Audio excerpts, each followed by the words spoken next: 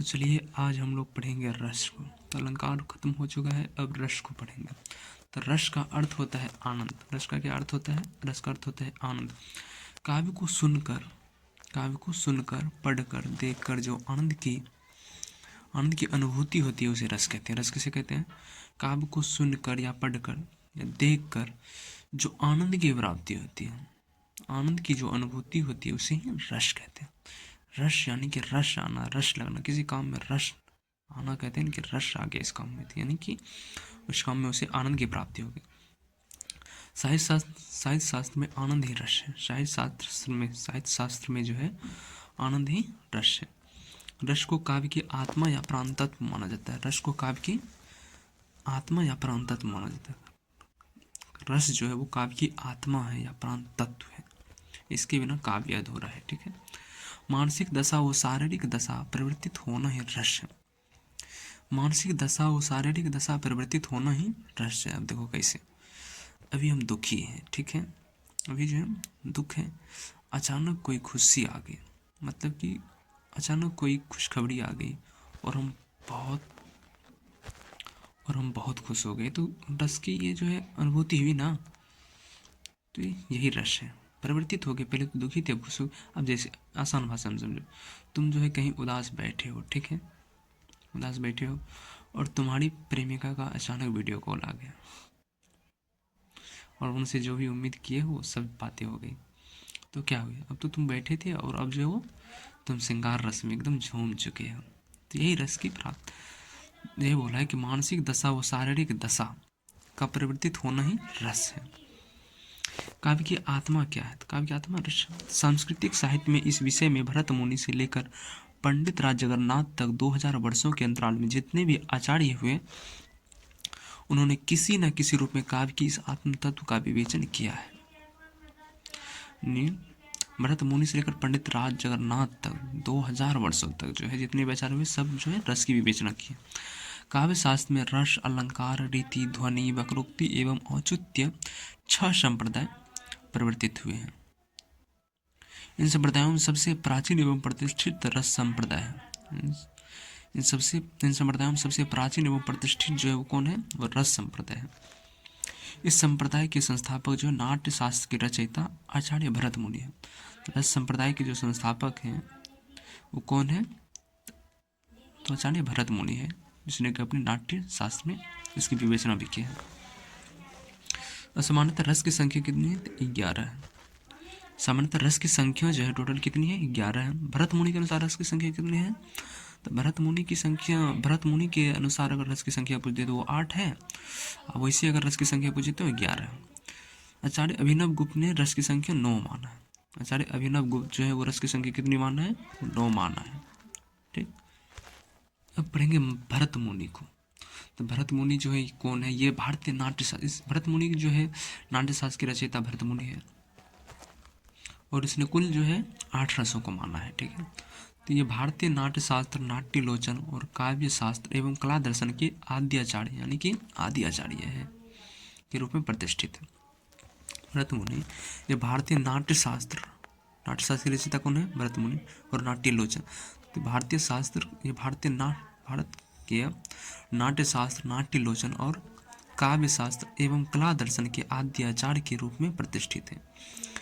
भरत मुनि रस के प्रतिष्ठापक आचार्य, भरत मुनि जो रस के प्रतिष्ठापक आचार्य हैं, रस के जो प्रतिष्ठापक हैं वो भरत मुनि हैं। रस की उत्पत्ति को सर्वप्रथम परिभाषित करने का श्रेय जो है भरत मुनि को ही जाता है। रस की उत्पत्ति को सर्वप्रथम परिभाषित करने का श्रेय भरत मुनि को जाता है। इन्होंने प्रसिद्ध ग्रंथ नाट्यशास्त्र में सर्वप्रथम रस का उल्लेख किया। तो भरत मुनि जो है अपनी किस पुस्तक में सर्वप्रथम सबसे पहले रस का जो है उल्लेख किया है? तो नाट्य शास्त्र में। अलंकार का भी नाट्य शास्त्र में ही किया है। तो भरत मुनि का सर्वश्रेष्ठ बुक जो है वो नाट्य शास्त्र ही है। ठीक है, और सर्वप्रथम उल्लेख जो है उत्पत्ति का सर्वप्रथम परिभाषित करने का श्रेय भरत मुनि को ही जाता है। इसकी परिभाषा है क्या है? विभाव अनुभाव व्यभिचारी संयोग द्रास निष्पत्ति, यानी विभाव और अनुभाव तथा व्यभिचारी संयोग द्रास निष्पत्ति, अर्थात विभाव, अनुभव और व्यभिचारी भावों के संयोग से रस की निष्पत्ति होती है। विभाव और अनुभाव और व्यभिचारी यानी कि संचारी भावों के संयोग से रस की निष्पत्ति होती है। यानी विभाव अनुभाव व्यभिचारी संयोग रस निष्पत्ति। इसमें विभावानुभाव व्यभिचारी में इसमें तीनों शब्द दिया हुआ है। ठीक है। तो भरत मुनि के प्रसिद्ध ग्रंथ कौन कौन से देखते हैं। तो इसका प्रसिद्ध ग्रंथ है पहला तो नाट्यशास्त्र, उसके बाद भारतीय काव्यलोचन और कला शास्त्र का विश्वकोश। तो नाट्यशास्त्र, भारतीय काव्यलोचन, कला शास्त्र का विश्वकोश। नाट्यशास्त्र जो है इसका 2 संस्करण हुआ है, एक काव्यमाला नाम से और एक चौखंबा संस्कृति सीरीज नाम से। तो काव्यमाला में 37 अध्याय है। काव्यमाला में 37 अध्याय है जो कि मुंबई से प्रकाशित हुआ है, और चौखंबा संस्कृति में 36 अध्याय है जो कि वाराणसी से प्रकाशित हुआ है। ठीक है। नाट्यशास्त्र में जो है 10 गुण 10 दोष है। इसने जो है भरत मुनि ने नाट्यशास्त्र में 10 गुण तथा 10 दोष माना है। नाट्यशास्त्र में जो 8 रस तथा 4 अलंकार का वर्णन है। इसने जो बोले ना, नाट्यशास्त्र में जो अलंकार एवं रस दोनों का वर्णन है, तो इसमें जो है रस टोटल 8 माने गए हैं। 8 माना है रस को किसमें, नाट्यशास्त्र में, और 4 अलंकार का वर्णन किया है। ठीक है। अब अन्य महत्वपूर्ण कुछ देखते हैं। तो वाक्य रसात्मक काव्य ये किसने किया था, स्टेट में भी आया था। वाक्य रसात्मक काव्य किसका है, तो आचार्य विश्वनाथ का है। वाक्य रसात्मक काव्यम जो ये वाक्य है किसका है, तो आचार्य विश्वनाथ का है। और किस में लिखा गया है वाक्य रसात्मक काव्य, यानी कि रसात्मक वाक्य ही काव्य है। तो आचार्य विश्वनाथ का कथन है ये, और ये साहित्य दर्पण में लिखा है। तो रसात्मक वाक्य को ही काव्य कहा जाता है। काव्य किसे कहा जाता है, तो विश्वनाथ ने कहा है कि वाक्यम रसात्मक काव्यम, यानी कि रसात्मक वाक्य ही काव्य है। तो वाक्य रसात्मक काव्यम, वाक्यम रसात्मक काव्यम का उल्लेख साहित्य दर्पण नामक ग्रंथ में हुआ है। किसमें, साहित्य दर्पण नामक ग्रंथ में हुआ है। अब साहित्य दर्पण पुस्तक को देखते हैं पहले। तो साहित्य दर्पण जो ग्रंथ है इसके रचयिता आचार्य विश्वनाथ है। कौन है, आचार्य विश्वनाथ है। और आचार्य विश्वनाथ जो है वो काव्य शास्त्री है, और साहित्य दर्पण जो है वो संस्कृति भाषा में लिखा गया। साहित्य दर्पण किस भाषा में लिखा गया, संस्कृति भाषा में लिखा गया। और इसमें एक कथन है वाक्यम रसात्मक काव्यम, यानी कि रसात्मक वाक्य ही काव्य है। आचार्य जी रामचंद्र शुक्ल का क्या कथन है, क्या कहते हैं, देखते हैं। तो आचार्य रामचंद्र शुक्ल के अनुसार जिस भांति कहते हैं कि जिस भांति आत्मा की मुक्तावस्था ज्ञान दशा कहलाती है, जिस भांति आत्मा की मुक्तावस्था ज्ञान दशा कहलाती है, आत्मा की जो है मुक्तावस्था ज्ञान दशा कहलाती है, उसी भांति हृदय की मुक्तावस्था रस दशा कहलाती है। क्या कहा कि जिस भांति आत्मा की मुक्तावस्था जो ज्ञान दशा कहलाती है, आत्मा की मुक्तावस्था ज्ञान दशा कहलाती है, उसी भांति हृदय की मुक्तावस्था क्या कहलाती है, रस दशा कहलाती है। आचार्य भवभूति ने कहा कि करुण ही एकमात्र रस है। आचार्य भवभूति के अनुसार जो है करुण ही एकमात्र रस है। रस का सर्वप्रथम प्रयोग जो है तैतृय उपनिषद में हुआ है। रस का सर्वप्रथम प्रयोग कहाँ पर हुआ है, तो रस का सर्वप्रथम प्रयोग जो है तैतृय उपनिषद में हुआ है। वाक्य इसका क्या है, रसो वैशः। तैतृय उपनिषद का एक वाक्य है रसो वैशः। तो रस का सर्वप्रथम प्रयोग कहाँ हुआ है, तो तैतृय उपनिषद में हुआ है। ठीक है।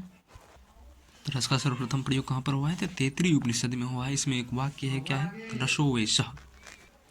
अगला बिंदु है कि जितनी भी क्रियाकलाप है उनकी प्रेरणा और लक्ष्य, जितनी भी क्रियाकलाप जो है उनकी प्रेरणा और लक्ष्य उनका उदय और अस्त रस में है। यानी जितनी भी क्रियाकलाप है उनकी प्रेरणा और लक्ष्य जो है और उनका उदय और अस्त जो है रस में है। एक कथन है ना ही रसादिति कश्चिदर्थी प्रवर्ते, ना ही रसादिति कश्चिदर्थ प्रवर्ते। तो भरत मुनि ने कहा है, क्या कहा है कि ना ही रसादिति कश्चिदर्थे प्रवृत्ति, अर्थात रस के बिना नाट का कोई अंग प्रवृत्त नहीं हो सकता। रस के बिना नाट का कोई अंग प्रवृत्त हो सकता है क्या, जब तक उसमें रस ही नहीं होगा तो फिर आदमी कैसे देख सुन पाएगा। ठीक। अगला है कि वियोगी होगा पहला कवि, सुमित्रानंदन पंत का, कि ये जो है इसमें कहा गया कि कविता का उत्पन्न कैसे हुआ है, कविता की उत्पत्ति कैसे हुआ है। तो सुमित्रानंदन पंत जो है 2 लाइन लिखे हैं इसके बारे में कि कैसे हुआ है उत्पन्न। तो वियोगी होगा पहला कवि, आह से उपजा होगा गान, उमर कर आंखों से चुपचाप वही होगी कविता अनजान। तो सुमिंद्रानंदन पंत क्या कहते हैं कि कविता की जो उत्पत्ति हुई है, कोई वियोगी कवि होगा जिसका दिल टूटा होगा किसी चीज़ों से, तभी जाकर जो है कविता का जन्म हुआ होगा। तो कविता का जन्म वियोग और आह के बीच हुआ है। क्या कहते हैं? कविता का जन्म जो है वियोग और आह के बीच हुआ है। तो ये बात, इस बात का जो है प्रमाण है, कुछ वो दिखाते हैं कि वियोग और आह के बीच कैसे कविता जन्म लेती है। तो कहते हैं कि रत्नाकर, जब वाल्मीकि नहीं थे उस टाइम रत्नाकर ही थे, तो रत्नाकर जब नदी में जल भरने गए थे, तभी नदी के उस पार दो पक्षी थे, क्रोच और क्रोची। क्रोच और क्रोची यानी पति पत्नी, दोनों जो काम क्रीड़ा में निमग्न थे। तो रत्नाकर जो है उसे देखकर आनंदित हो रहा था, तभी जो है अनायास एक शिकारी पहुंच जाता है। ठीक ना, शिकारी पहुंचता है और उसमें से जो है एक पक्षी एक क्रोच को, यानी कि जो पति था, क्रोच को मार देता है।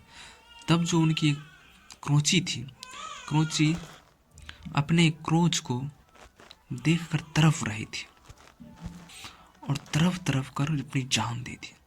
तो ये जो देखा रत्नाकर ने कि क्रोची कैसे तरफ रही है, तो इसे देखकर जो है रत्नाकर की आंख में आंसू आ गए, आंख में आंसू भर गए और समझो रोने लग गए। तभी उसके मुख से अनायास से कविता निकल पड़ी।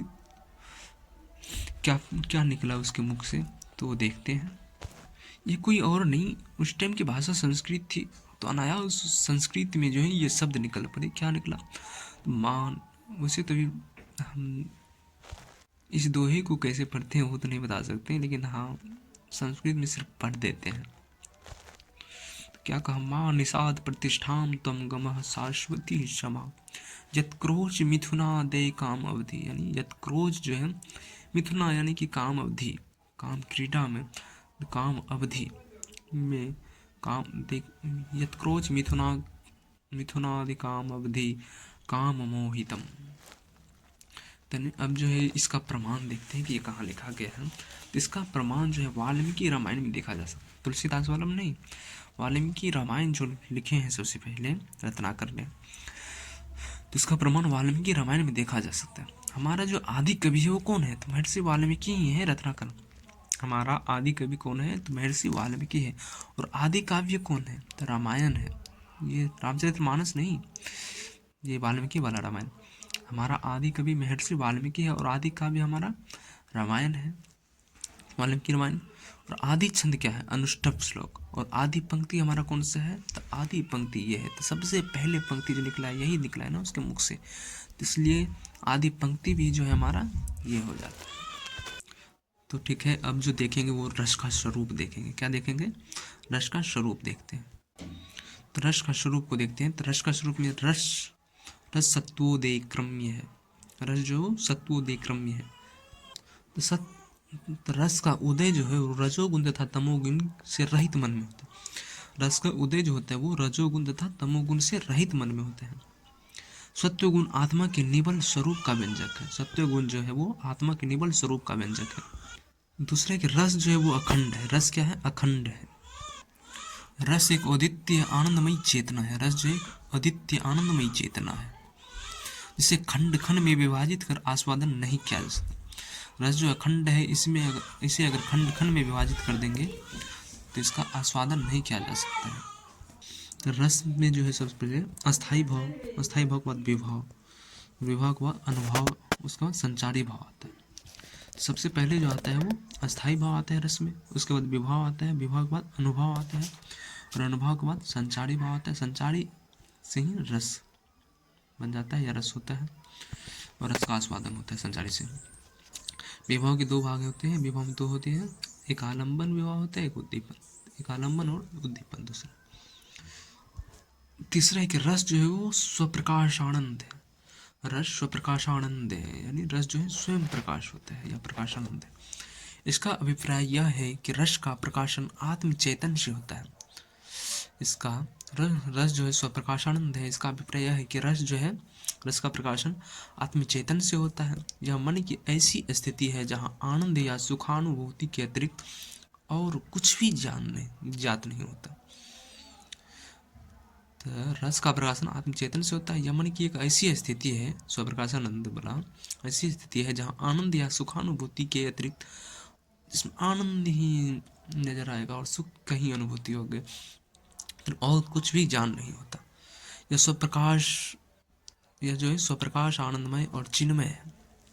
यह स्वप्रकाश और आनंदमय और चिन्मय है। ठीक है, कंची रस जो होता है कि रस जो है चिन्मय है। तो रस चिन्मय क्या है? यह रस आत्म स्वरूप है। यह रस आत्म स्वरूप है, इसमें शुद्ध बुद्ध आत्मा ही अभिव्यक्त है। रस चिन्मय है, रस इसमें जो है रस आत्म स्वरूप है, इसमें शुद्ध बुद्ध आत्मा ही अभिव्यक्त है। रस ब्रह्मानंद सहोदय है। रस जो है वो ब्रह्मानंद सहोदय। रसानंद काव्यानंद ब्रह्मानंद के समतुल्य अर्थात एक जैसे हैं। रसानंद काव्यानंद ब्रह्मानंद के समतुल्य अर्थात एक जैसे हैं। तथापि रसानंद को वास्तविक ब्रह्मानंद नहीं कहा जा सकता, अर्थात एक जैसे। रसानंद को वास्तविक ब्रह्मानंद नहीं कहा जा सकता, क्योंकि ब्रह्मानंद अस्थाई है एवं रसानंद अस्थाई। ब्रह्मानंद ब्रह्म आनंद जो है वो अस्थाई भाव होता है, और रसानंद वो अस्थाई होता है, कभी है कभी हट जाता है। तो छठा है रस लोकोत्तर चमत्कार प्रण है। छठा है कि रस लोकोत्तर चमत्कार प्राण है। रस जो है वो लोकोत्तर चमत्कार प्राण है। अब इसमें समझते हैं कि रस निष्पत्ति के क्षण में व्यक्ति लौकिक विषय भागों की सीमा से ऊपर उठकर, रस निष्पत्ति यानी कि रस शब्द की उत्पत्ति होती है, ठीक है, रस की निष्पत्ति होती है, नहीं रस जो है निष्पन्न होते हैं। देखो जीव जो है उत्पन्न होते हैं, जीव की उत्पत्ति होती है, उत्पन्न होते हैं, जीव उत्पन्न होते हैं, और शब्द जो है वो व्युत्पन्न होते हैं। शब्द क्या होते हैं? व्युत्पन्न होते हैं, और रस निष्पन्न होते हैं। रस की निष्पत्ति होती है, शब्द की व्युत्पत्ति होती है, और जीव की उत्पत्ति होती है, यानी उत्पन्न होते हैं। तो रस निष्पत्ति के क्षणों में, इसको आगे समझेंगे, और तो रस की निष्पत्ति के क्षणों में व्यक्ति लौकिक विषय भागों की सीमा के ऊपर उठकर ऐसी लोकोत्तर दशा में पहुंच जाता है। अब आनंद को समझते हैं कि आनंद क्या है। तो साहित्य दर्पणकार पंडित जगन्नाथ, साहित्य दर्पणकार जिसकी रचना है, जगन्नाथ की एक रचना है साहित्य दर्पणकार। तो साहित्य दर्पणकार के कार पंडित जगन्नाथ ने आनंद की 3 कोटियां मानी है। पंडित जगन्नाथ जो है आनंद की 3 कोटियां मानी है। कौन कौन सी? तो विषयानंद, ब्रह्मानंद और काव्यानंद। तो विषयानंद और ब्रह्मानंद और काव्यानंद। ब्रह्मानंद होता है कि ब्रह्म में लीन हो जाना, सांसारिक मोह माया को त्याग करके सीधा ब्रह्म में लीन, ब्रह्म पिता परमेश्वर में का ध्यान में लग जाना।